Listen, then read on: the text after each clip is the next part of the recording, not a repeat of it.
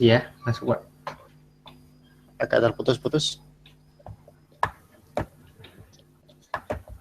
Tes. Lancar kok. Tes kedengaran Pak. Lancar kok. Oh, kedengaran. Oke. Iya. Ya.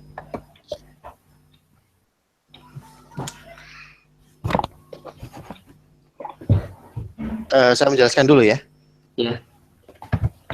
Oke. Terima kasih teman-teman PPI di Rusia. Selamat malam waktu Indonesia. Assalamualaikum warahmatullahi wabarakatuh. Waalaikumsalam warahmatullahi wabarakatuh. Baik, pada diskusi kita malam hari ini ada beberapa poin yang ingin saya sampaikan sebagai pembuka ya, karena nanti akan lebih baik diskusi yang dinamis yang kita harapkan dalam dialog kita. Yang pertama, ini berkaitan dengan permasalahan mendasar di Indonesia mengenai infrastruktur, bahwa kita sudah sangat lazim mendengar dari berbagai kabar di media massa maupun kabar daripada siaran televisi, dan mungkin kita mendengar sendiri atau membaca dokumen-dokumen sendiri bahwa pemerintah saat ini memiliki satu keinginan untuk melakukan akselerasi dalam bidang infrastruktur. Dalam hal ini kereta api menjadi salah satu infrastruktur yang dipilih untuk menjadi tulang punggung dalam sektor pembangunan. Kalau melihat peran transportasi kereta sendiri, sebetulnya sudah tidak asing lagi bahwa sudah semestinya di Indonesia yang namanya transportasi kereta api menjadi backbone daripada sistem transportasi nasional.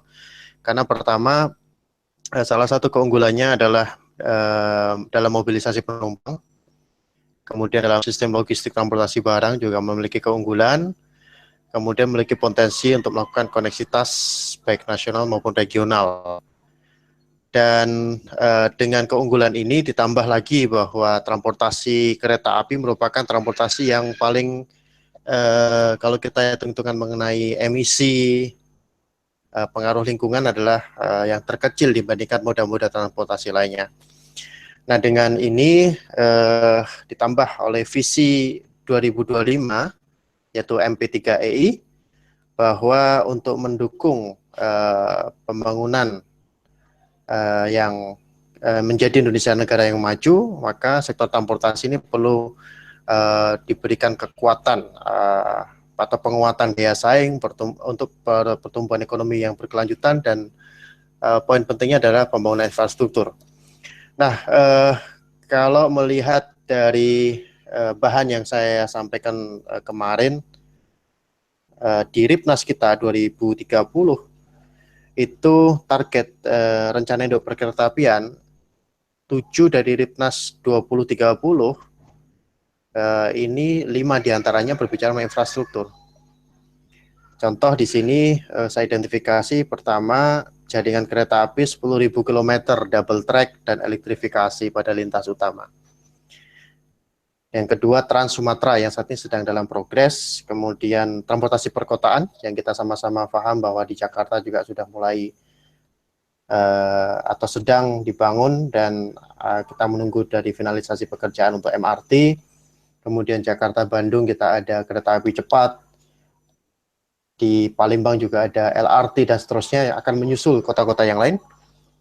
Kemudian perkeretaapian di Kalimantan, Sulawesi, Papua yang sudah dimulai di Sulawesi terlebih dahulu untuk khususnya untuk angkutan barang, yang dalam hal ini pembangunan menggunakan trek yang berbeda daripada biasanya, 1067 mm, untuk yang wilayah Sulawesi menggunakan 1435 mm, jadi lebih lebar.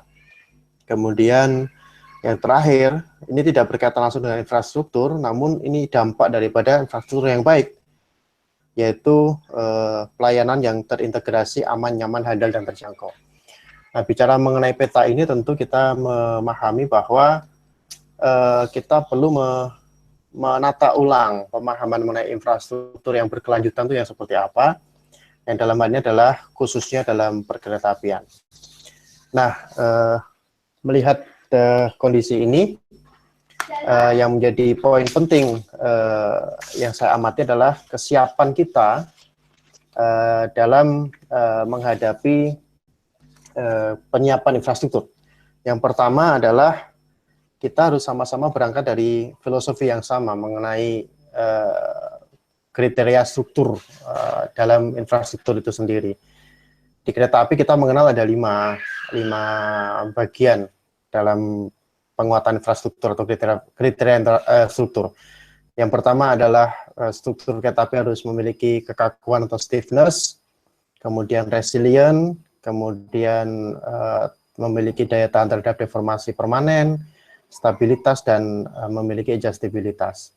Nah, berangkat dari sana, ada trilogi filosofi yang saat ini juga perlu kita bangun bersama.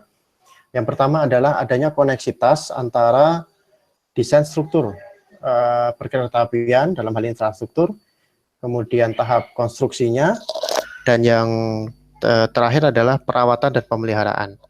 Artinya 3 tahapan ini tidak boleh terpisah satu kepada yang lain. Yang ketiga, kita bicara mengenai infrastruktur kereta api, maka kita bisa mengupas bahwa setidak-tidaknya ada 4 pokok permasalahan yang kita hadapi di Indonesia. Yang pertama adalah seberapa besar kita bisa memahami mengenai struktur jalan kereta api itu sendiri. Karena jujur di sini perlu kita sampaikan bahwa untuk teknologi dan pengembangan sains dalam bidang perkeretaapian kita masih jauh tertinggal dibandingkan dengan negara-negara tetangga kita.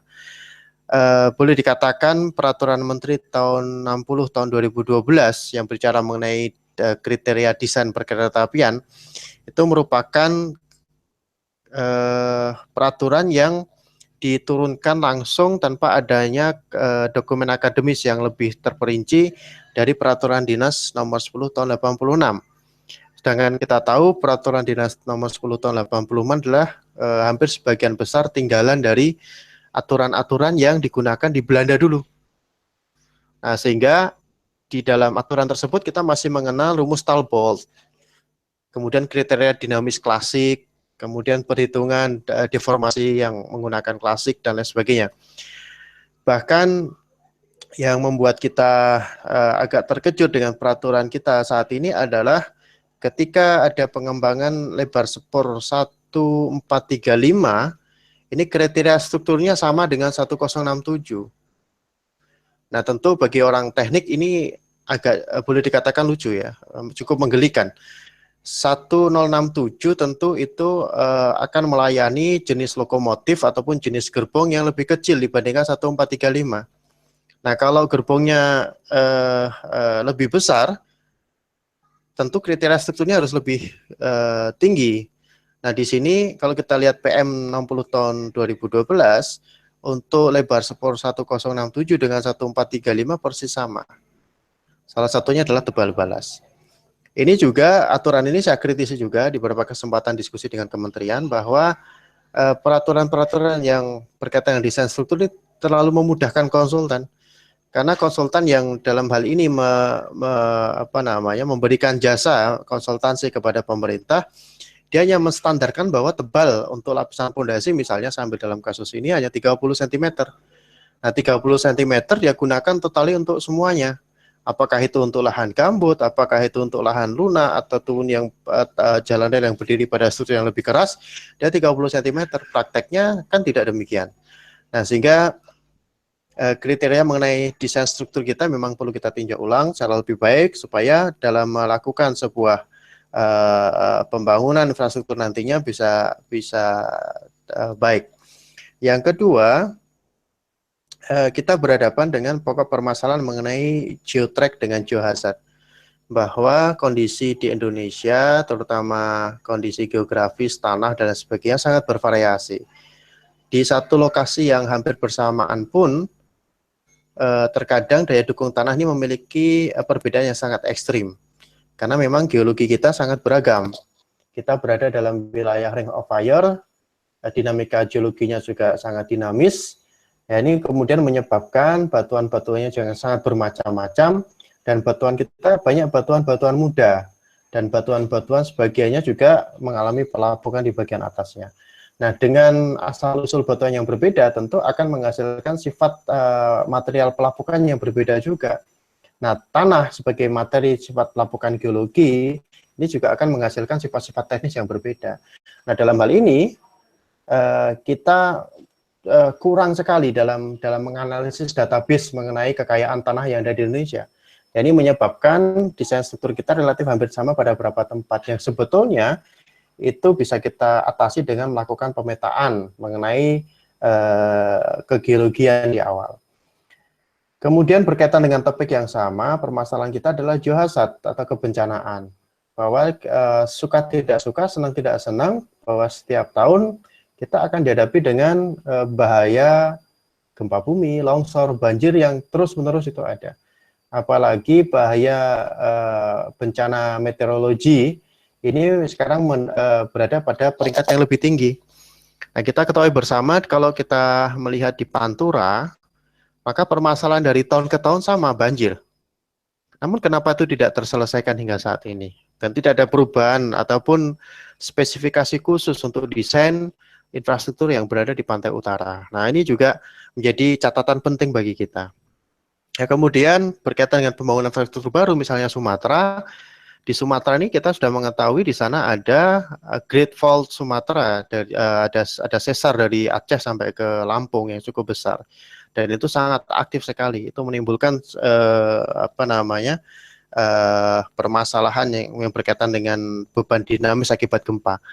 Nah, kita melihat di infrastruktur kita, terutama perkeretaapian ini tidak dimodelkan ataupun dipertimbangkan secara baik.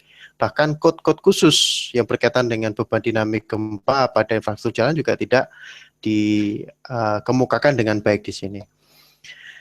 Nah, ini baru dua permasalahan. Permasalahan yang ketiga adalah sistem inspeksi dan audit keselamatan. Nah, kita menyadari bahwa semakin panjang jalur kereta api yang kita miliki, kita harus memiliki sistem audit dan inspeksi keselamatan yang semakin canggih. Nah, kita sadari betul bahwa sistem saat ini sifatnya masih sangat manual, apalagi sistem audit keselamatan. Bahkan boleh dikatakan sistem audit ini dilakukan setelah terjadinya kecelakaan, bukan pada tindakan-tindakan preventif. Nah, ini juga perlu menjadi masukan bagi kita bagaimana sistem evaluasi yang didukung oleh teknologi kekinian. Kalau kita melihat website sumber-sumber lain yang berkaitan dengan teknologi audit dan inspeksi di luar negeri, mereka sudah menggunakan teknologi yang sangat canggih sekali, ya, menggunakan beberapa teknologi georadar dan lain sebagainya. Dan di kita itu belum digunakan sama sekali untuk melakukan inspeksi mengenai keselamatan. Dan yang terakhir, satu pokok permasalahan yang mungkin bisa kita kemukakan di sini sebagai pengantar masalah perkeretaapian Indonesia adalah ada paradigma yang salah mengenai risk assessment atau penilaian risiko. Kita masih menganggap bahwa risk assessment adalah satu hal yang tabu untuk dibicarakan di awal. Padahal yang namanya risk assessment adalah poin penting dalam tahapan sebelum melakukan desain. Nah, sehingga pemerintah sudah mengetahui betul risiko-risiko yang terjadi sebelum infrastruktur itu dibangun. Nah, saat ini risk assessment masih bukan menjadi prioritas di dalam analisis pokok permasalahan infrastruktur di Indonesia. Sehingga yang terjadi adalah kita sangat gampang sekali, sangat ragu sekali ketika ditanya ini infrastrukturnya umurnya berapa tahun. Karena memang di situ dia tidak memperhitungkan satu kalkulasi risiko yang berkaitan dengan beban boleh dikatakan akibat bencana, beban tambahan akibat bencana, ataupun risiko-risiko lain yang akan mempengaruhi infrastruktur dan pelayanan terhadap masyarakat. Saya pikir itu sebagai pengantar dulu mengenai permasalahan yang kita hadapi. Bahwa intinya kesimpulan dari pengantar saya yang pertama ini adalah kita punya keinginan yang cukup besar untuk membangun infrastruktur perkeretaapian menjadi infrastruktur yang menjadi tulang punggung transportasi. Namun di sisi lain kita masih kurang dalam melakukan persiapan, baik itu berkaitan dengan aturan-aturan perundang-undangan terutama mengenai desain, kemudian merespon bahwa Indonesia merupakan negara yang kaya dengan variasi geologinya, variasi bencananya. Kemudian ketiga juga kita juga masih sangat kurang pengetahuan dan pengembangan dalam bidang inspeksi dan audit keselamatan. Yang terakhir mengenai risk assessment yang menjadi pokok penting dalam pembangunan infrastruktur. Saya pikir itu Mas Robi ya untuk pengantar pertama dalam diskusi kita. Terima kasih banyak Pak Sri. Jadi sebagai pengantar aja memang kita juga yang di sini yang sedang belajar transport kereta api memang sebenarnya ada rasa optimis tapi juga ada pesimis. Kita yakin kereta api itu memang bisa jadi tulang punggung sistem transportasi di Indonesia. Tapi tantangannya juga nggak sedikit dan sangat banyak bahkan. Jadi sebelum lebih jauh, kalau ada teman-teman yang memiliki pertanyaan bisa langsung ke kolom live chat YouTube di Permira atau teman-teman yang langsung mengikuti diskusi di sini. Mungkin ada pertanyaan pribadi dari saya sendiri, Pak, sebelum lebih jauh tentang pembangunan infrastruktur. Transportasi kereta api sendiri nggak mungkin kan Pak sebagai sistem transportasi yang satu-satunya. Jadi harus ada sistem yang terintegrasi oleh ke moda transportasi lain. Apakah para investor ataupun pemerintah di sini memikirkan itu ataupun bagaimana peluangnya menurut Bapak? Begitu. Bisa diulangi sedikit, ini agak putus-putus. Oh iya. Jadi apakah pemerintah ataupun investor asing yang yang sudah berminat untuk membangun infrastruktur di kereta api di Indonesia memikirkan apakah sistem moda transportasi kereta api bisa terintegrasi ke moda transportasi lain, begitu Pak? Baik, ini berkaitan dengan investasi ya, begitu Mas Robi ya? Berkaitan dengan investasi berarti ya tadi ya? Iya benar. Oke. Saya pikir multimoda itu masalah teknis ya, sangat bisa sekali terintegrasi dan itu bukan hal yang sukar untuk dilakukan. Karena negara tetangga kita Malaysia, Singapura pun sudah melakukan hal yang sama. Menurut saya yang poin terpenting adalah di sini investasi infrastruktur terutama perkeretaapian. Kenapa kemudian sangat tidak seksi di Indonesia, itu bukan masalah teknis, tapi lebih kepada masalah jaminan atau undang-undang sendiri, jaminan investasi sendiri. Jadi kalau investasi itu kan orang berdagang, ya. Jadi orang berdagang itu akan lebih nyaman kalau pemerintah melakukan intervensi untuk menjamin bahwa memang tidak ada permasalahan di lapangan, tidak ada permasalahan baik itu aturan, misalkan aturan sudah ada pun tidak ada permasalahan dalam implementasi aturan tersebut. Nah di kita tuh permasalahan sangat klasik tuh lucunya di begini, misalnya kalau rencana pembangunan itu sudah muncul di masyarakat, maka yang berbondong-bondong panen itu malah makelar tanah kan. Jadi masalah kayak gitu yang kadang kemudian nilai investasi sangat berubah. Yang tadinya misalnya melakukan feasibility study, ketemu katakan 100 juta, begitu rencana pembangunan ini muncul di masyarakat, besok ketika sudah masuk kepada detail engineering design dan analisis biaya lagi bisa naik 3 kali lipatnya. Kenapa? Karena di situ ada kepentingan-kepentingan atau kelompok tertentu yang bisa melakukan sebuah move ya atau pergerakan di mana pada akhirnya malah merugikan investasi. Nah, saya pikir ini menjadi hal yang sangat mendasar di kita. Kalau teknis saya pikir tidak ada masalah. Jadi kita masih sangat seksi sekali sebetulnya dari sisi potensi. Kenapa? Karena kita di kota-kota besar kita itu kan penduduknya cukup padat. Dan seperti Jakarta, Surabaya, bahkan sekarang di Jogja pun sudah menyadari bahwa angkutan pribadi ini sudah tidak lagi menjadi angkutan primadona. Kenapa? Karena waktu perjalanan menggunakan angkutan pribadi menjadi sangat-sangat lama ataupun menjadi terhambat karena memang saking mudahnya orang untuk mendapatkan kendaraan pribadi dan sangat minimnya perkembangan infrastruktur jalan pada hal ini. Nah, sehingga adanya kereta api perkotaan ini adalah salah satu solusi, baik itu dibangun di bawah tanah dalam bentuk subway misalnya, ataupun di atas monorail dan LRT dan seterusnya. Jadi ini sudah dalam hitungannya adalah untung sebetulnya kalau dilihat dari density masyarakat. Masalah nanti kemudian ada peralihan budaya itu hal yang wajar. mungkin memerlukan waktu sedikit agak lama, cuma dari sisi untung saya yakin investasi tidak akan rugi dalam hal ini. Namun di sini saya sampaikan lagi di awal bahwa kerugian itu ataupun kadang minat investasi di Indonesia menjadi berkurang karena itu tadi ada permainan-permainan yang nantinya akan dihadapi oleh para investor ketika mereka melakukan detail pekerjaan di Indonesia. Saya pikir itu permasalahan klasiknya di situ. Kalau mengenai moda multimoda tidak ada masalah, itu sangat teknis sekali. Ya, terima kasih Pak Jovan. Ya, jelas.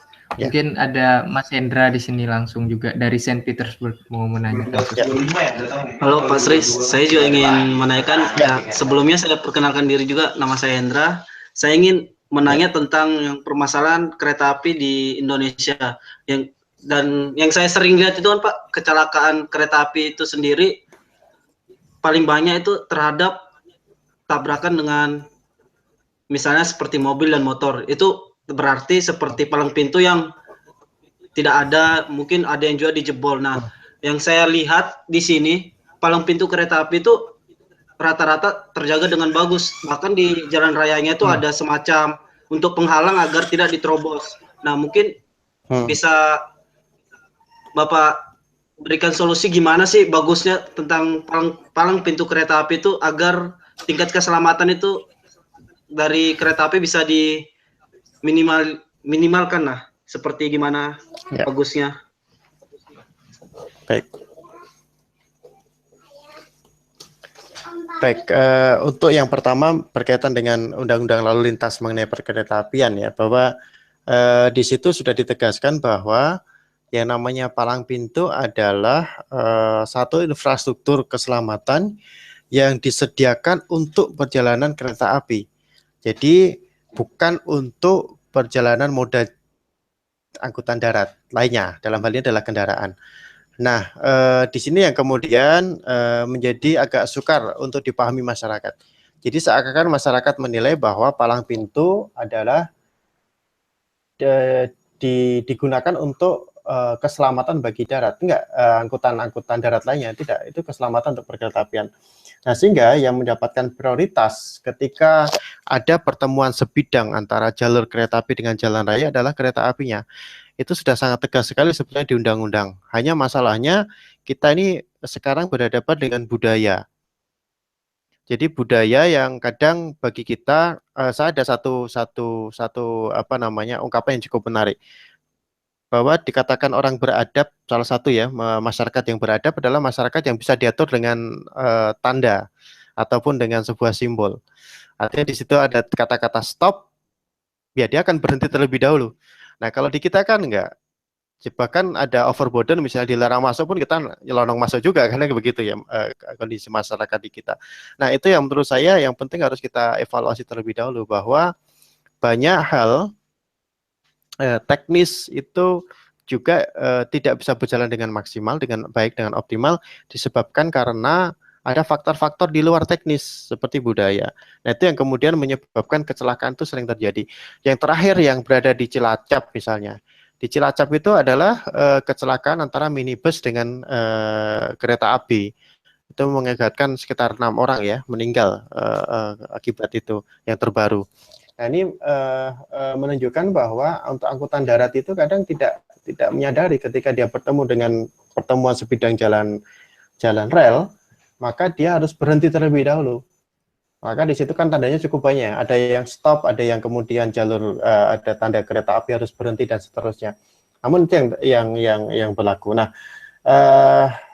memang untuk mengedukasi masyarakat dalam hal ini memang membutuhkan waktu. Nah, salah satu terobosannya yang tadi disampaikan benar bahwa kita mungkin perlu adanya sebuah teknologi yang bisa untuk merespon ke perjalanan kereta api ini tanpa mungkin tidak perlu ditunggu. Jadi ada semacam sensor atau radar gerak dan lain sebagainya ketika kereta api lewat dalam berapa kilometer, maka otomatis sistem penutup ini bisa dijalankan secara otomatis. Nah, ini di kita memang belum, di kita ini belum banyak terpikir. Kita masih menggunakan sistem manual. Mungkin di beberapa tempat yang berkaitan dengan kereta api, stasiun itu bisa diatur secara centralized. Namun kalau kita melihat letak lokasi yang sangat jauh sekali, bahkan mungkin di beberapa jalan itu ada infrastruktur yang persilangan dengan jalan yang tidak dijaga karena ada jalan-jalan yang tidak terdata. Dan ini juga banyak, atau persimpangan yang tidak diberikan palang pintu. Nah, ini yang memang menjadi catatan bagi kita. Tapi intinya, Mas Hendra, yang pertama adalah kecelakaan itu sebetulnya bisa kita hindari apabila masyarakat lebih memahami mengenai aturan yang berlaku. Dan mereka lebih patuh terhadap rambu-rambu yang ditulis di sana. Namun kenyataannya kan tidak demikian. Yang kedua, bahwa memang kita belum bisa, dalam hal ini pemerintah, menyediakan semua persilangan sebidang itu dengan penjagaan palang pintu yang baik. Terutama pada jalan-jalan yang memang boleh dikatakan ilegal gitu loh. Jadi persilangan-persilangan yang ilegal ini cukup banyak. Yang ketiga, bahwa terobosan yang bisa kita lakukan, yang pertama jangka panjang adalah pembudayaan. Bahwa kita perlu memberikan edukasi kepada masyarakat, bahwa apabila angkutan jalan raya bertemu dengan kereta api, maka yang didahulukan adalah kereta api. Ini edukasi masyarakat ini butuh waktu yang cukup panjang. Nah, terobosan yang kedua yaitu dengan teknologi baru dengan sensor. Ini juga kemungkinan ada problem yaitu pada teknologi dan biaya nantinya akan digunakan. Saya pikir itu beberapa pandangan saya berkaitan dengan keselamatan kereta api maupun angkutan jalan lainnya di persilangan dengan kereta api ya. Mungkin jelas ya, Mas Hendra? Jelas. Mungkin ada pertanyaan lagi, Pak Sri, dari saya lagi. Berhubungan dengan lebar rel. Jadi apa faktor yang mempengaruhi pembangunan lebar rel? Yang kita seperti saya ketahui di sini di Indonesia sendiri ada dua jenis. Yang pertama itu 1067 mm sama yang 1435 meter, 35 meter. Dan kalau yang di Rusia di sini semuanya memakai 1520 mm. Nah, bagaimana nanti jika rel kereta api ini dibangun di Indonesia? Faktornya itu apakah tergantung investor ataupun jenis tanah, struktur tanah ataupun kondisi lingkungan sekitar? Terima kasih. Ya, terima kasih Mas Robi. Jadi berkaitan dengan lebar spur ini sebetulnya berkaitan dengan pilihan. Bahwa pilihan kita di awal itu sudah menggunakan 1067 dan ini terus-menerus di-maintain, tidak ada satu kajian lanjut lagi untuk ditingkatkan. Karena dengan melakukan pelebaran spur tentu memang akan ada perubahan aturan yang cukup mendasar. Yang pertama adalah mengenai analisis pembebanan. Dalam hal ini begitu menambah lebar spur, mungkin sama-sama seperti Rusia ya, 1520 misalnya, ini akan berakibat kepada beban yang lebih besar yang akan diterima oleh struktur itu sendiri yang akan diteruskan ke tanah dasar. Nah, menurut hemat kita mengenai teknis itu bisa kita atur. Contoh misalnya kalau memang kita berada di kawasan misalnya gambut, rawa dan lain sebagainya, itu memang boleh dikatakan hampir seluruh kondisi tanah di rawa itu memiliki daya dukung yang sangat-sangat kecil sekali. Dan daya dukung yang sangat kecil sekali ini tidak mungkin akan memberikan sebuah landasan yang baik pada jalan yang ada di atasnya. Nah, untuk itu ada tambahan-tambahan, misalnya dibangun cerucu atau dibangun geotekstil, ditambah geotekstil atau perkuatan tanah lainnya. Itu bisa diatur.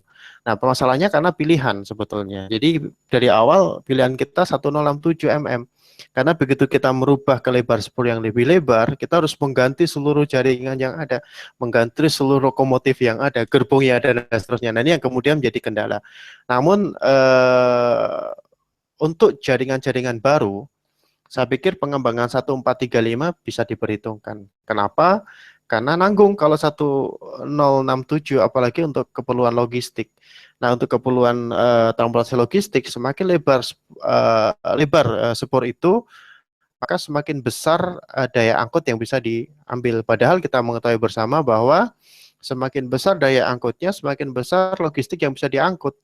Nah, ini yang kemudian akan kita bicara mengenai penghematan, hitung-hitungan. Nah, kalau seperti ini memang kita harapkan kayak di Amerika mungkin bahwa ada perbedaan jalur antara jalur logistik dengan jalur penumpang. Nah, ini yang mungkin perlu dipertimbangkan di Indonesia. Jadi kalau untuk merubah 1067 langsung menjadi 1435 misalnya, ini saya pikir hitung-hitungan anggaran kita sangat tidak memungkinkan. Namun kalau kita kemudian berpikiran bahwa oke, dengan penumpang 1067, tapi nanti untuk barang yang baru, jaringan baru kita menggunakan 1435. Seperti diketahui bersama bahwa untuk Trans Sumatera pun sekarang kita memutuskan, kementerian memutuskan menggunakan 1067, jadi tidak mengganti pada 1435. Artinya tetap melanjutkan dengan jalur kereta api yang ada. Ini juga mengantisipasi adanya perbedaan link antar daerah. Contoh misalnya dari Lampung ke Palembang 1067 kan tidak mungkin dari Palembang ke atas lagi misalnya ke Jambi menjadi 1435. Berarti kan dia harus mengganti kereta misalnya begitu. Itu menjadi pemborosan lagi. Jadi ini masalah pilihan menurut saya. Jadi tinggal bagaimana kita mengelola sebaik-baiknya. Saya pikir itu pertimbangan utamanya. Oke, terima kasih Pak. Mungkin ada lagi yang mau menanyakan? Ataupun teman-teman yang nonton dari via YouTube bisa langsung menanyakan di live chat-nya ya. Terus, menurut Bapak sendiri, kan ini kita pribadi dari anak-anak yang dari Kalimantan, apakah mungkin struktur tanah yang di Kalimantan itu memungkinkan untuk dibangun rel kereta api? Gitu Pak. Yang kita tahu tanah gambut. Ya, saya pikir tidak ada masalah dengan gambut ya. Jadi dimanapun boleh dibangun, tidak ada yang tidak boleh dibangun.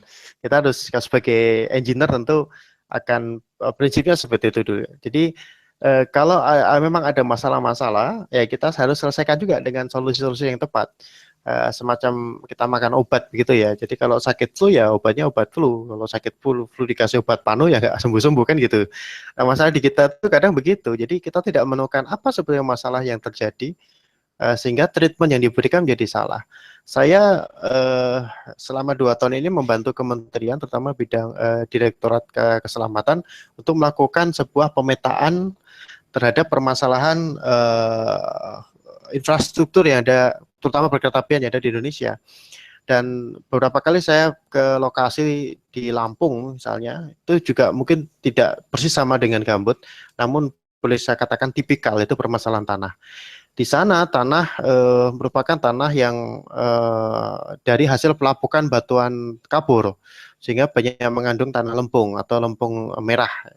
Nah, karena dia merupakan batuan deposit pelapukan, sehingga tanah lempung itu bisa pada kedalaman sekitar 8 meter, 10 meter bahkan lebih. Nah, dengan kondisi seperti itu tentu bangunan di atasnya itu harus didesain sedemikian sehingga dia satu tidak boleh ada air tergenang pada baik di lapisan permukaan apalagi lapisan-lapisan kritis lainnya. Nah, apa yang terjadi di sana adalah kita melihat banyak struktur jalan kereta api yang dibangun tanpa memperhatikan drainase. Nah, sehingga air itu tidak terbuang jauh dari rel, tapi dibuang di sekitar kanan kirinya. Sehingga air dengan leluasa akan tersimpan di kanan kiri jaringan jalan rel dan dia melakukan sebuah reaksi dengan tanah. Nah, kita ketahui bersama kalau tanah lempung itu kena air itu kan sangat mudah dibentuk ya. Kalau kita membuat gerabah itu kan dari tanah liat bukan tanah pasir gitu kan gitu.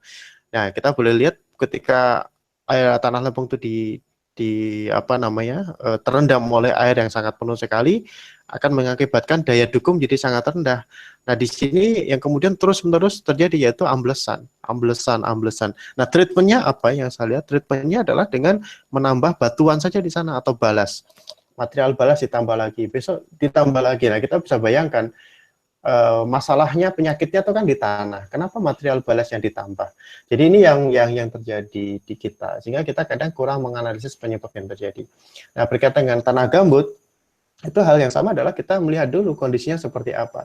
Ada tanah gambut yang memang memiliki kedalaman yang cukup cukup dalam ya, jadi bisa 10 meter, 12 meter dan seterusnya, karena dia merupakan hasil pelapukan dari organik ya, ada batang-batang pohon yang lama dan lain sebagainya, Nah ini kalau misalnya memang dia merupakan deposit gambut yang cukup tebal, ya satu kita perhitungkan untuk redesign daripada jalur tersebut, dipindahkan atau dihindari. Jikapun tidak, maka jalan tersebut bisa kita desain secara melayang, artinya tidak bersentuhan langsung dengan tanah. Itu dengan memberikan pondasi-pondasi dalam pada beberapa segmen. Jadi tidak ada masalah sebetulnya. Ya, tinggal memang kita tinggal hitung-hitungan apakah nanti proyek tersebut dibangun oleh negara. Kalau oleh negara, apakah APBN bisa menanggung biaya yang mungkin akan lebih besar dibandingkan dengan apabila kita membangun pada jalur yang biasa. Jika dia investasi, berarti pun harus ada tingkat pengembalian rate of return yang baik. Nah ini yang hitungan seperti yang kemudian perlu kita diskusikan lebih lanjut lagi. Saya pikir itu untuk masalah teknis, bagi kita orang teknis, insya Allah tidak ada masalah. Kita coba lihat problematiknya, ya kita selesaikan di sana. Banyak alternatif yang bisa kita lakukan. Saya pikir itu. Ya. Terima kasih Pak. Ini ada pertanyaan dari teman menanyakan, menurut Bapak sendiri, transportasi kereta api yang paling efektif di perkotaan itu subway, MRT, atau LRT, Pak? Gitu. Ya. Transportasi kereta api di perkotaan sebetulnya pilihan juga sama seperti lebar spur ya. Jadi yang pertama kita bisa pakai subway atau terowongan ya, menggunakan jaringan di bawah tanah. Dengan catatan satu, jaringan jalan jelas ya. Kalau misalnya kita gambarkan di Jepang itu kan jaringan jalan tata kota juga sangat jelas sekali, sangat clear sekali. Kalau apalagi di Rusia kan subway-nya sangat jauh di dalam ya, sangat jauh di dalam. Saya pernah ke Rusia sekali itu. Di Moskow misalnya kita harus turun menggunakan eskalator yang sangat jauh sekali ke dalam, dan memang dia kontak dengan permukaan sangat jauh. Nah, kalau di kita kadang tata kota kita tuh kan kadang semrawut ya, sehingga tidak jelas gitu loh. Memang paling efektif subway itu dibangun tepat di bawah jalan. Kenapa? Di atas tidak ada bangunan. Nah, kita bisa bayangkan coba kalau kita misalnya membuat subway sembarangan saja. Jadi tidak mengikuti jalur jalan, kita buat sembarangan, akhirnya apa? Kita akan berhadapan dengan menembus pondasi-pondasi pada bangunan yang lain. Nah, ini akan menjadi permasalahan lagi. Nah, kalau tata kotanya jelas, clear, bagus, dan bisa dibedakan antara lokasi bangunan, kemudian lokasi yang akan free terhadap bangunan dengan pondasi dalam dan seterusnya, saya pikir pilihan subway menarik, ya, karena kita tidak akan melihat transportasi yang sangat ruwet di permukaan, namun kita sudah bermain di dalam permukaan. Namun juga kita perlu melihat pertimbangan-pertimbangan lain yang mungkin bisa dilihat, yaitu berkaitan dengan kondisi wilayah itu sendiri selain tata kota. Seperti Jakarta, saya pikir tidak ada pilihan yang lain ya, kecuali harus subway. Namun di sisi lain, apabila kita bisa melihat bahwa untuk daerah-daerah yang memiliki permukaan air yang cukup dangkal, ini penggunaan subway ini akan lebih mahal. Kenapa? Karena bangunan yang berada pada lokasi di mana muka airnya dangkal ini akan memberikan cost konstruksi yang lebih mahal dibandingkan dengan bangunan yang terletak di subway di mana muka air tanahnya lebih dalam. Nah, ini jadi pertimbangan teknis ekonomis saja yang berkaitan dengan pembangunan. Kemudian pilihan lain apabila kotanya itu tidak teratur dengan baik, misalnya kayak Bangkok itu kan juga agak lebih macam semrawut juga kayak Indonesia, itu pilihan seperti monorail atau LRT menggunakan elevated road atau elevated line menjadi pilihan. Ya, cuma masalahnya cost-nya juga tidak murah ya. Cost-nya tidak murah. Sejauh yang saya tahu public transport yang menggunakan elevated seperti di Malaysia misalnya monorail itu masih disubsidi oleh pemerintah. Nah, apakah kita kemudian bisa pemerintah Indonesia tanpa memberikan subsidi? Kalau tidak memberikan subsidi, tentu harga tiketnya sangat mahal. Kalau harga tiketnya sangat mahal, siapa yang mau naik? Kan begitu. Nah, ini kemudian sebagai masyarakat mungkin sebagai yang bisa memilih, dia harus bisa pemerintah bisa menyediakan public transport yang lebih baik daripada kendaraan pribadi dari sisi kinerjanya, namun harganya minimal adalah sama.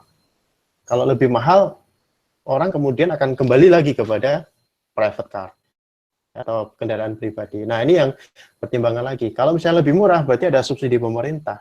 Nah, setahu saya memang untuk teknologi-teknologi perkeretaapian seperti subway, nantinya ya LRT, monorail, harus ada subsidi dari pemerintah dalam pengoperasiannya.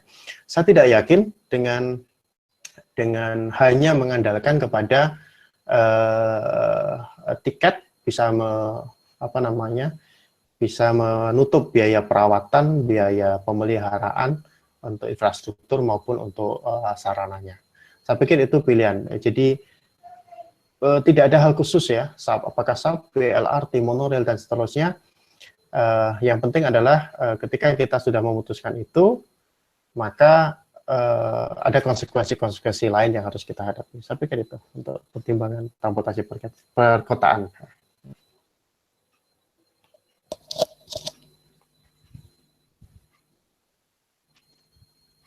Ya, terima kasih Pak. Baru nih, ada lagi pertanyaan dari teman nih.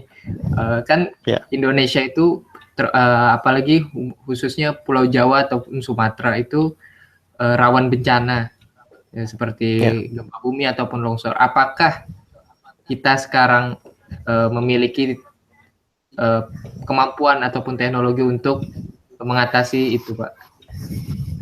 Ya.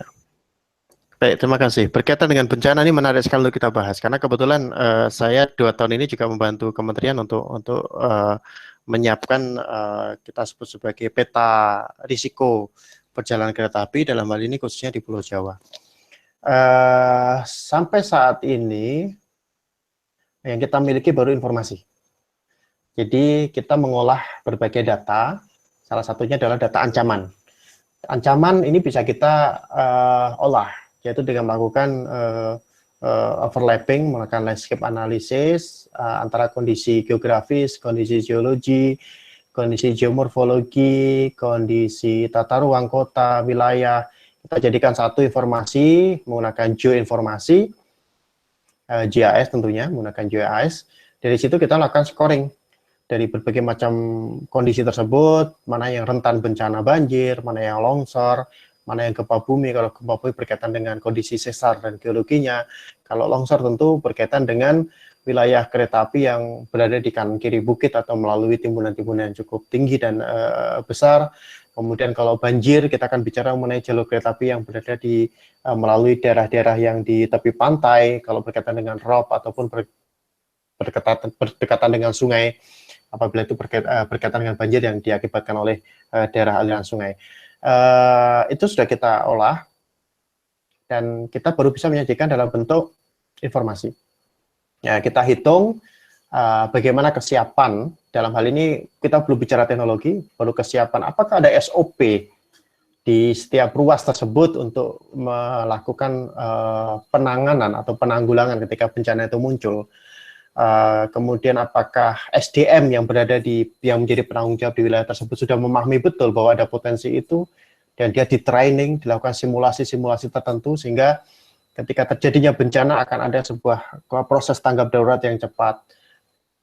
Kemudian berkaitan dengan kerentanan, kita akan menilai sejauh mana jalur tersebut atau vulnerabilitas ya, sejauh mana jalur tersebut sangat sibuk sekali, kesiapan infrastruktur sebagai kapasitasnya. Ini baru kita sajikan dalam bentuk informasi.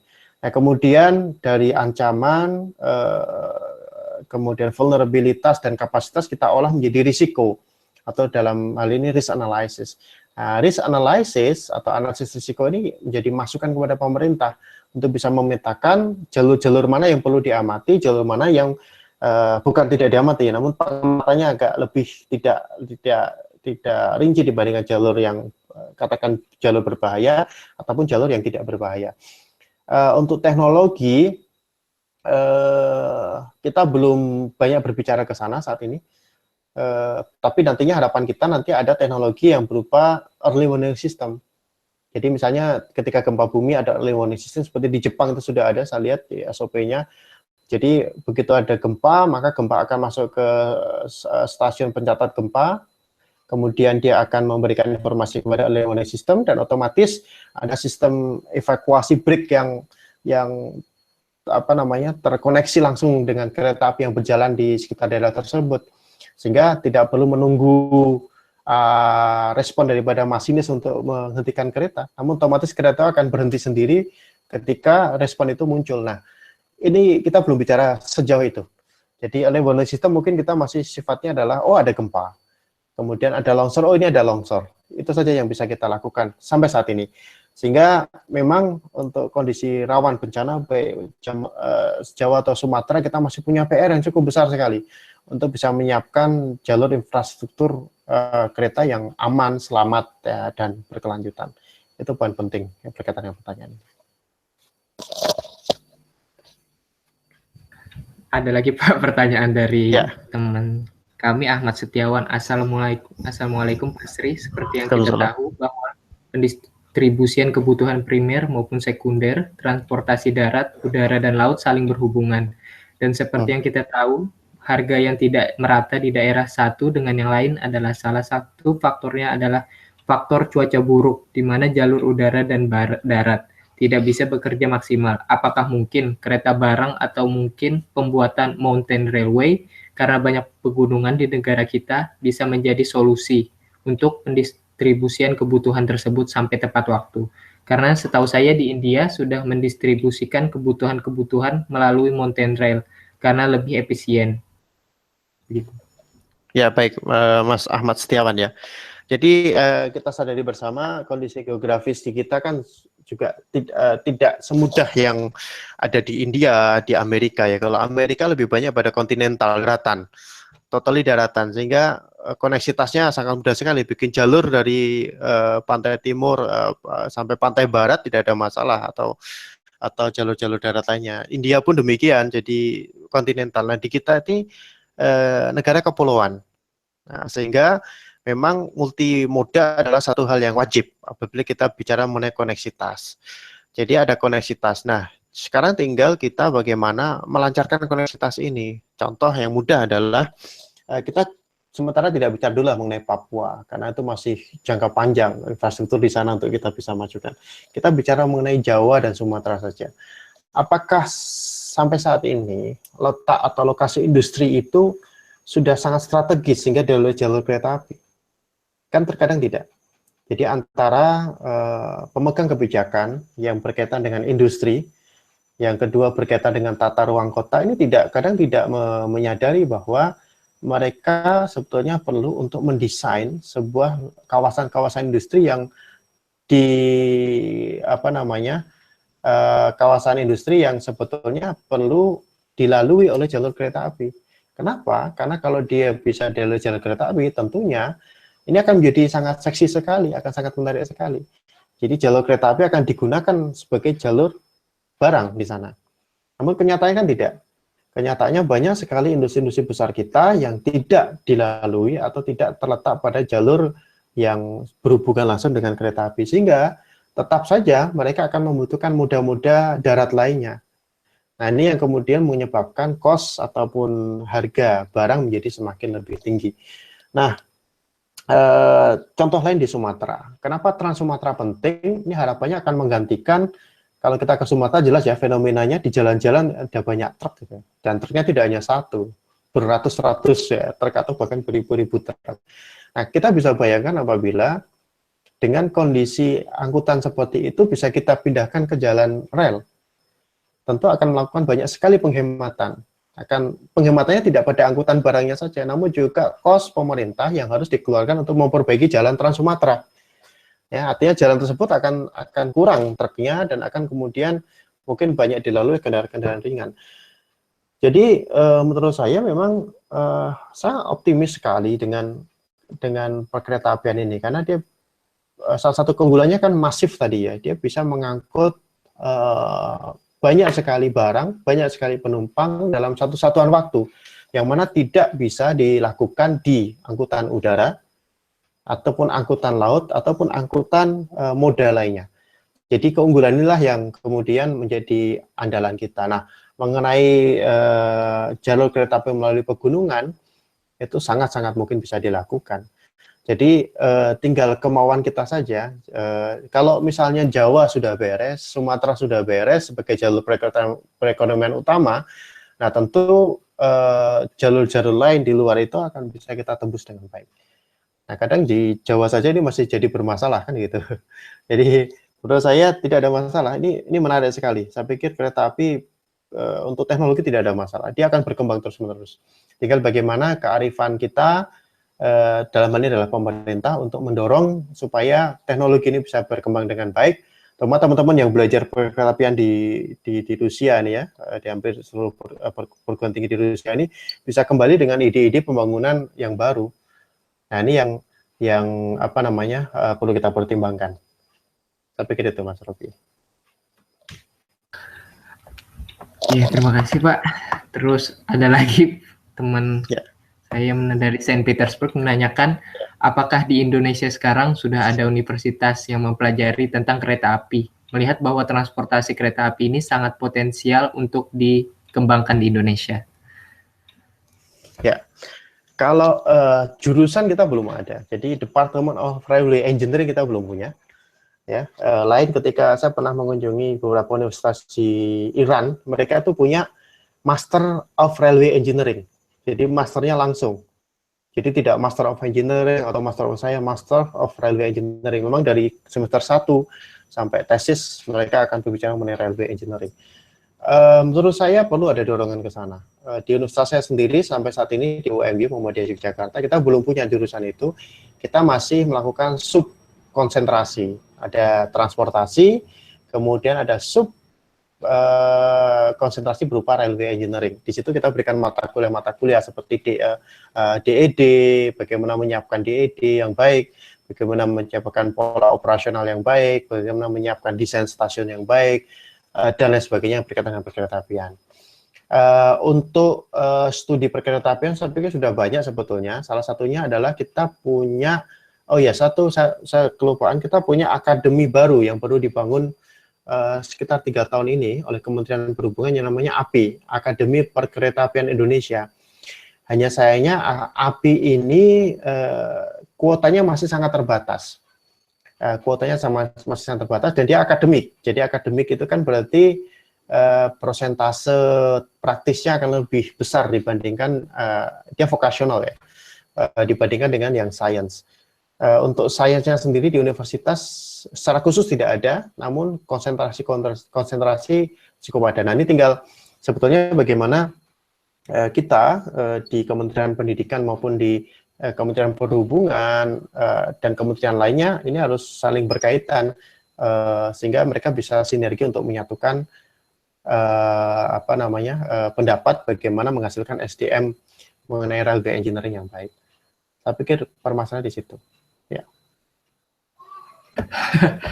Kembali lagi ada pertanyaan dari teman Pak titipan. Ya. Ini agak lucu sih. Bagaimana prospek pekerjaan kami nanti di sana? Toh sekarang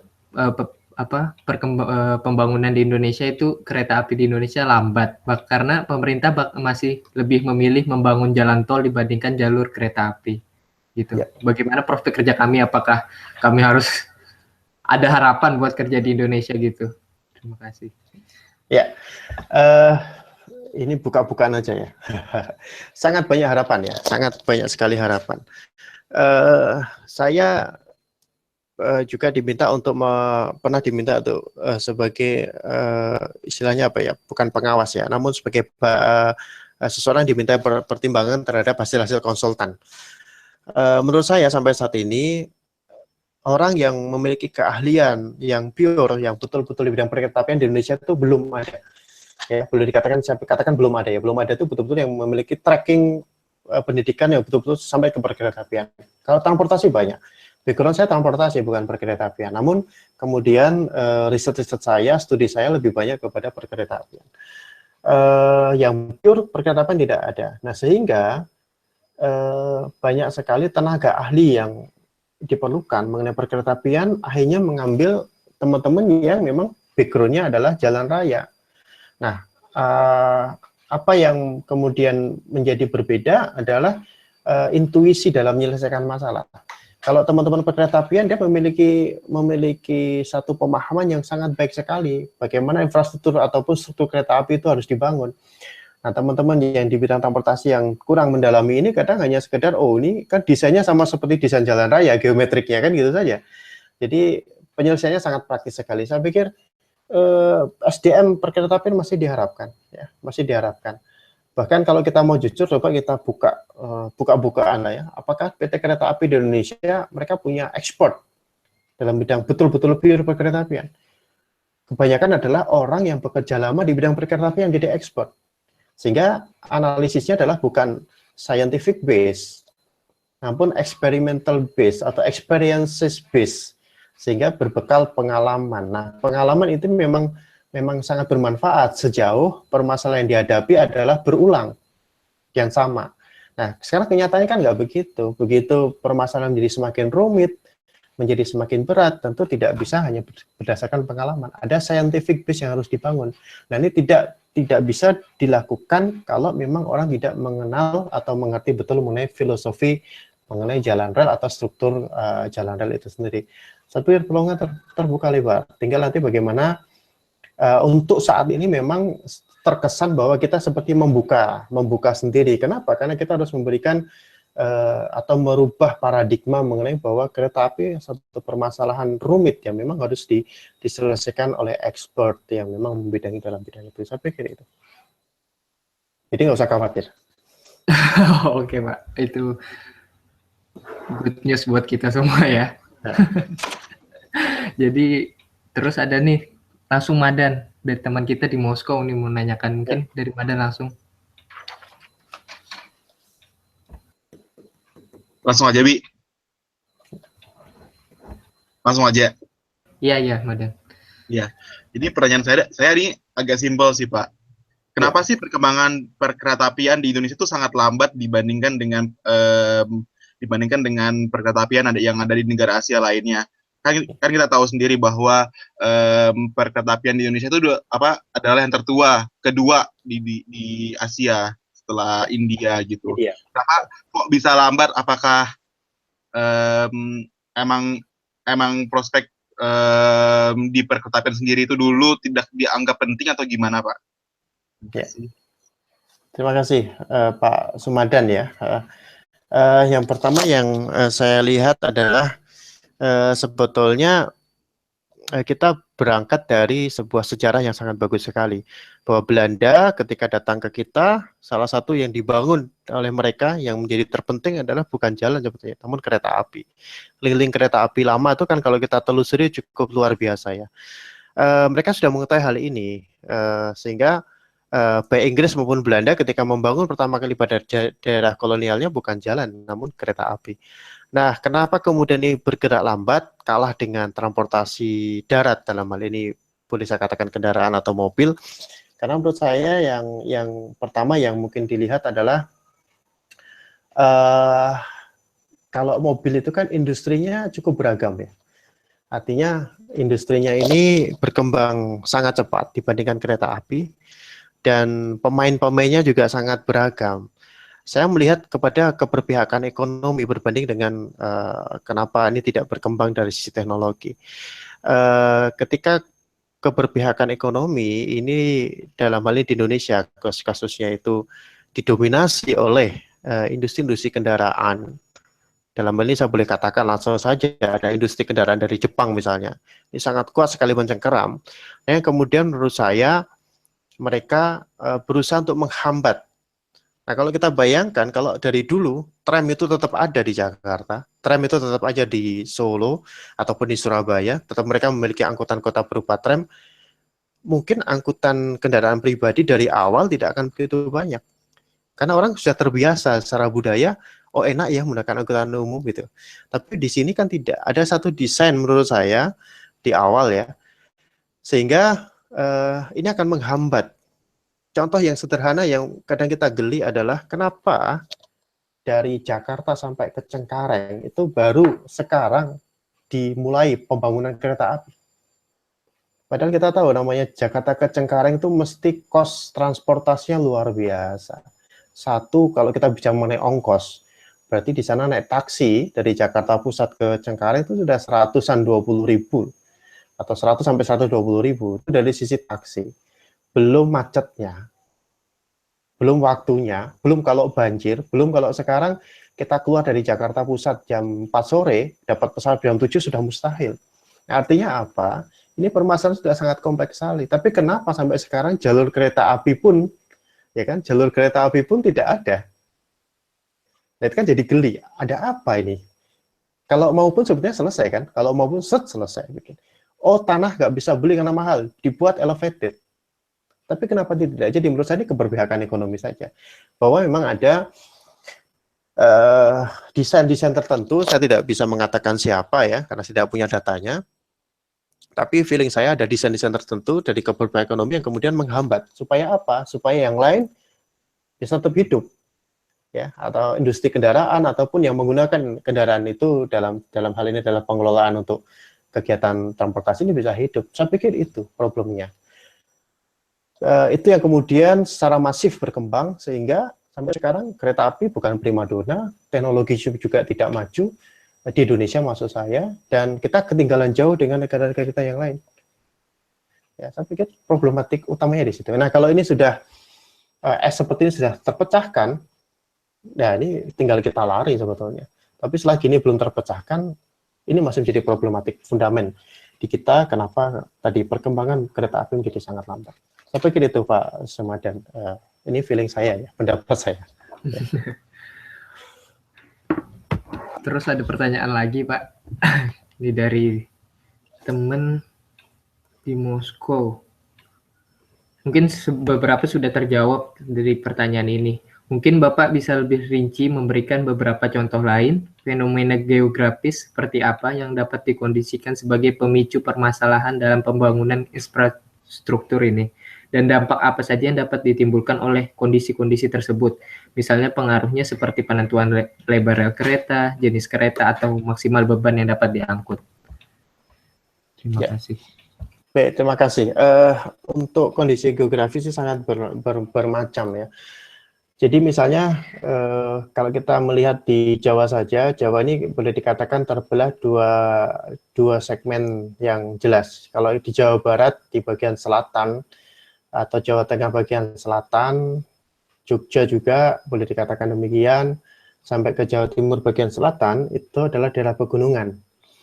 Nah, tentu kalau kita bicara mengenai bagaimana lintas kereta api pada jalur pegunungan, ini satu kalau kita ingin mempertahankan elevasi, ini jadi bermasalah. Kenapa bermasalah? Satu, kalau tidak motong gunung, atau bukit begitu ya, adalah melubangi bukit bikin terowongan, atau kalau tidak dia akan menggeser pada jalur-jalur yang mungkin sifatnya agak lebih kepada lembah, namun di situ timbunannya akan menjadi sangat tinggi sekali. Nah, artinya di sini geografis ini akan menjadi penghambat dalam pembangunan infrastruktur. Penghambatnya adalah pada pilihan, ada choice. Nah, ketika kita milih untuk membelah gunung, tentu di situ akan ada impact lingkungan yang perlu kita perhitungkan. Jika tidak, maka cost-nya juga akan menjadi lebih mahal. Saya pikir itu yang kemudian menghambat perkembangan. Kemudian teknologi terowongan. Boleh jujur dikatakan bahwa kita belum pernah, atau boleh dikatakan sangat minim sekali membangun terowongan, terutama kereta api. Kenapa? Karena terowongan-terowongan di kita adalah sebagian besar tinggalan dari Belanda. Nah, sehingga ketika ada jalur-jalur kereta api baru yang berkaitan dengan pembangunan terowongan, nah kita agak lebih gagap nih teknologinya, ya kurang percaya diri lah, boleh saya katakan begitu ya. Sebenarnya ahlinya banyak, cuma tidak percaya diri saja. Nah, ini yang kemudian membuat perkembangan itu menjadi lambat ya. Di sisi lain itu berkaitan dengan geografis daerah perbukitan. Pada daerah yang pantai misalnya, daerah pantai sebagian besar di Indonesia adalah daerah tumpukan deposit aluvium. Deposit aluvium bisa pasir, bisa campuran pasir dengan lempung dan lain sebagainya. Ini sangat tebal sekali, bisa mencapai kedalaman, kalau di daerah di Jogja ini deposit pasir itu bisa kedalaman 100 meter lebih di bawah permukaan tanah.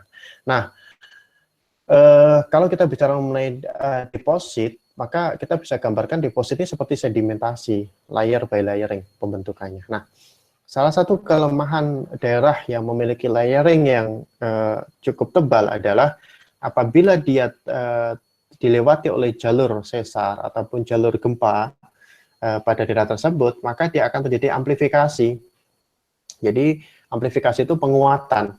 Jadi getarannya harusnya, katakanlah, saya boleh menganalogikan skalanya 5, begitu lewat daerah sedimentasi atau deposit yang tebal ini, kemudian skalanya bisa berubah atau bertambah menjadi 6 atau bisa bertambah menjadi 7.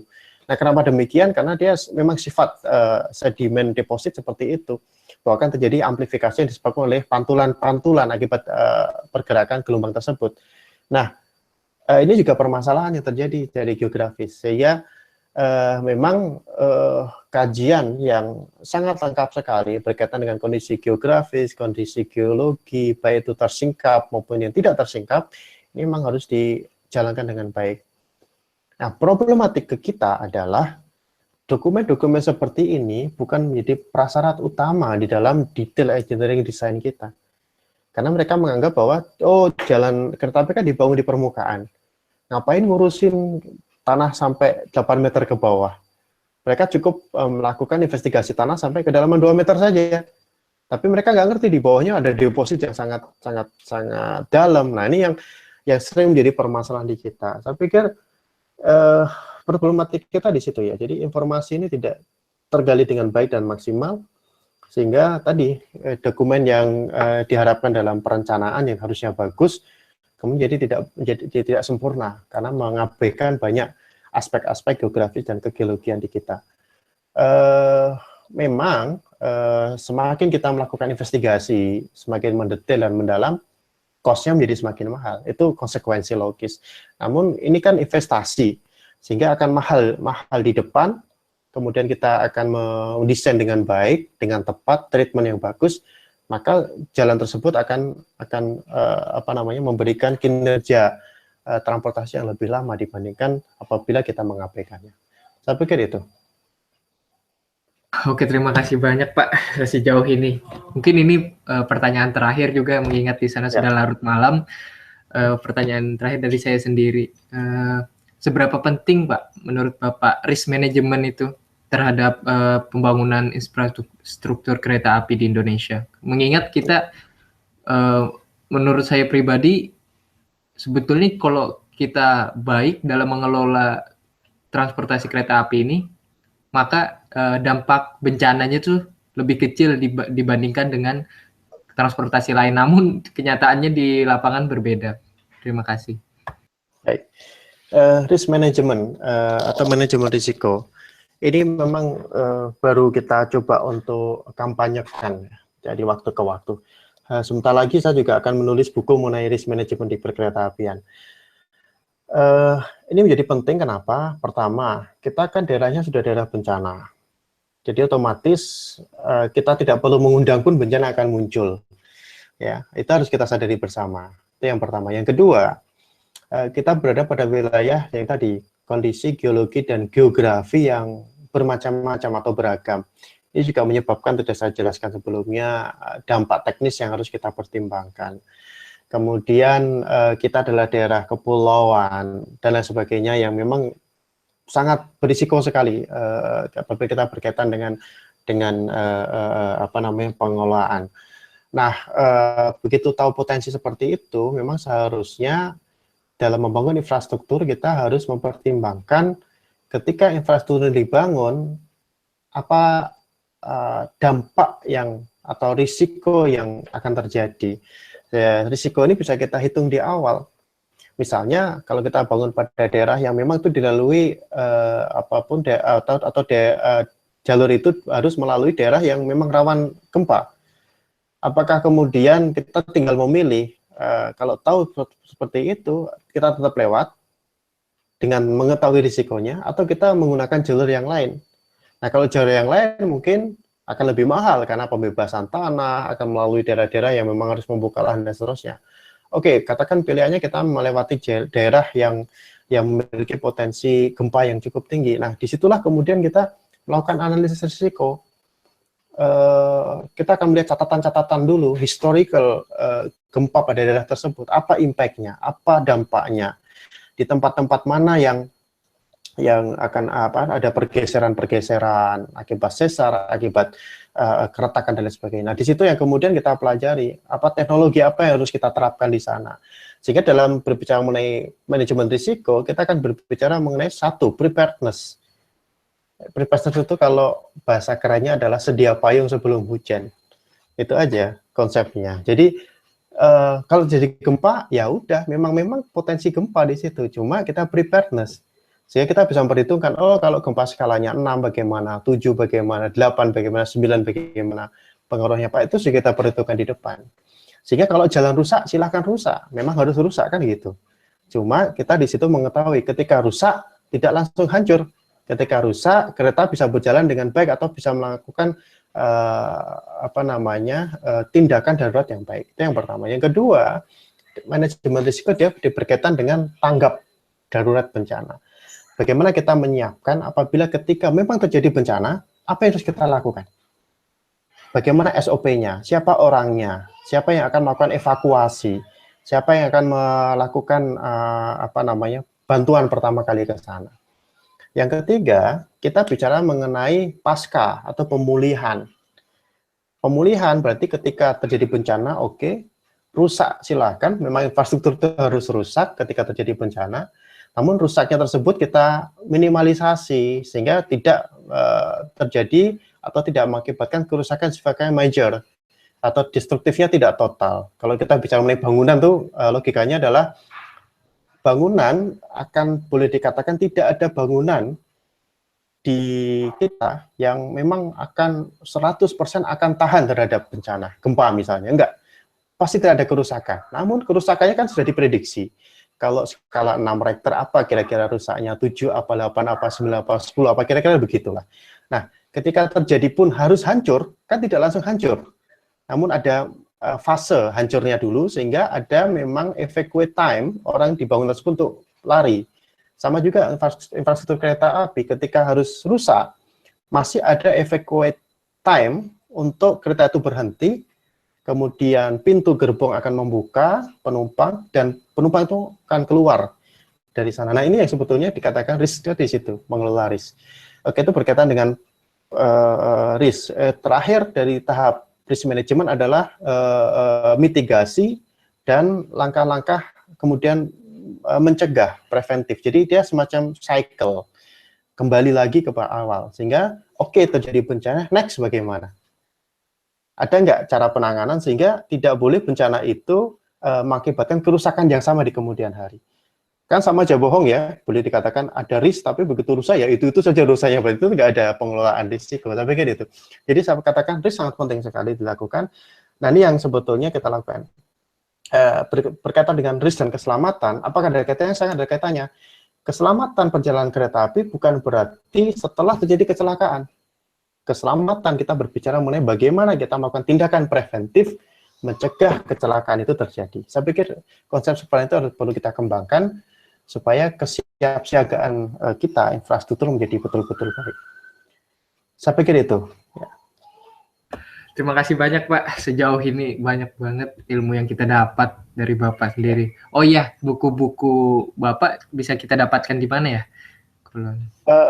Buku untuk sementara memang belum beredar luas karena saya masih mencetak sendiri ya untuk universitas, mahasiswa saya dan lain sebagainya. Namun tidak menutup kemungkinan jika memang tertarik nanti bisa email-emailan lah ya, diskusi di mana saya harus mengirim dan lain sebagainya, atau mungkin pas ada teman yang kembali ke Indonesia nanti bisa saya kirimkan dan dibawa ke sana untuk didiskusikan. Oh ya, mungkin saya juga ada rencana bulan Juli ke Indonesia liburan musim panas. Yep. Terus mungkin terakhir nih Pak, pesan buat kami nih yang sedang belajar mendalami kereta api di Rusia ini, bagaimana pesan-pesan Bapak buat kami khusus? Oke. Baik, saya pernah ke Rusia tahun 2014 jika saya tidak lupa. Sangat berkesan sekali saya ke Rusia, ke Moskow pada saat itu. memang bukan acara sains ya, saya mengantar mahasiswa untuk ke Elbrus pada saat itu, ke Gunung Elbrus. Menjadi sangat menarik sekali ketika di Rusia. Yang satu, Rusia tuh menurut saya sangat percaya diri ketika dia membangun sebuah teknologinya. Jadi dia bolehlah mengatakan teknologinya mungkin tidak secantik Jepang yang penuh dengan make up gitu ya. Kalau bikin mobil itu kan bagus itu ya. Eropa bagus itu, Amerika dan sebagainya. Mungkin teknologinya sederhana. Kalau saya lihat pesawat-pesawatnya juga kalau dibandingkan Boeing dan lain sebagainya kalah bagus ya. Tapi menurut saya dari sisi teknologi mereka fundamental konsepnya cukup matang. Bahkan saya diajak dulu saya lupa oleh Mas siapa tuh yang PPI juga ke Museum Antariksa atau Dirgantara ya. Saya lupa juga daerahnya di situ, melihat bagaimana perkembangan mereka membangun teknologi luar angkasa. Ini berarti mereka kuat dalam bidang fundamental, riset fundamental dan riset terapan. Di kita ini masih gamang nih, yang fundamental kemana, yang terapan kemana, kadang nggak nyambung. Jadi orang bikin ada orang yang bikin fundamental terus nggak diterapkan, ada orang yang bikin riset terapan nggak tahu fundamennya dari mana. Nah, menurut saya teman-teman silahkan belajar semaksimal mungkin dengan kondisi potensi Rusia yang demikian. Coba gali fundament-fundament sains sebanyak mungkin, riset terapan selebar mungkin spektrumnya, bawa ke Indonesia, tularkan di kita. Bahkan saya pun siap untuk belajar dari pengalaman teman-teman di Rusia. Kalau belajar kan tidak mengingat umur, mengingat apa-apa status ya. Jadi ini ilmu sains, teman-teman yang saya pasti akan mendapatkan ilmu baru. Ada banyak hal yang saya tidak tahu di sana yang teman-teman pelajari di Rusia. Nah, disinilah kita ketemu, sharing, nanti kita diskusi bersama. Mari kita gunakan potensi keilmuan yang kita miliki dari manapun itu asalnya. Nanti akan muaranya adalah satu dan kita menghasilkan produk satu, yaitu membantu pemerintah dan bangsa kita untuk melahirkan sebuah infrastruktur yang baik, yang berkelanjutan, yang aman, nyaman, dan memang ini yang kita harapkan semakin menunjukkan bahwa Indonesia sebagai negara yang betul-betul bisa diperhitungkan, terutama dalam bidang transportasi. Selamat belajar. Kalau prinsip saya adalah belajar adalah satu perjalanan seumur hidup begitu ya. Jadi tidak akan pernah berhenti belajar sampai kapanpun juga. Terima kasih juga Mas Ramadan ya, tadi saya salah menyebutnya ya. Ya. Ya, terima kasih banyak Pak.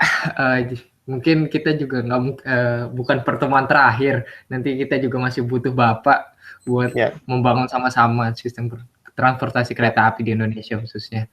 Jadi terima kasih buat Bapak yang telah berkenan untuk sharing informasi, mengasih ilmu kita buat yang memang masih butuh banyak buat belajar ini. Karena kita juga masih baru paling tinggi kita baru semester 4 Pak, mungkin masih 3 tahun lagi buat bisa lulus dan mengabdi buat Indonesia insya Allah. Mohon doanya Pak ya. Insya Allah sukses semuanya di sana. Supportnya. Iya. Terima kasih Pak. Terima kasih teman-teman semuanya. Selamat malam Pak. Selamat malam. Assalamualaikum warahmatullahi wabarakatuh. Waalaikumsalam warahmatullahi wabarakatuh.